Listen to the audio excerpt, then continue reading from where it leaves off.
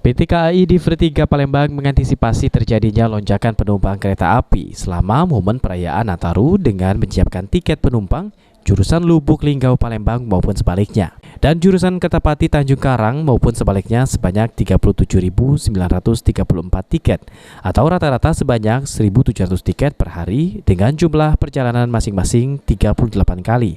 Khusus pada hari Jumat hingga Senin, menurut Humas PT KAI Divre 3 Palembang, pihaknya menyiapkan tiket sebanyak 2.326 karena ada penambahan kereta yang berangkat yaitu Sindang Marga.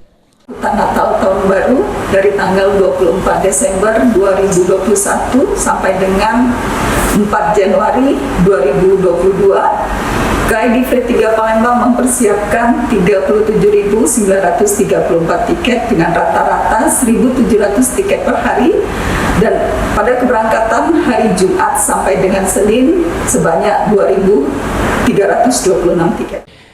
PT KAI Divre 3 Palembang di momen Nataru kali ini juga memperketat protokol kesehatan bagi para penumpang, di mana penumpang dewasa maupun anak-anak wajib menjalani tes antigen atau PCR.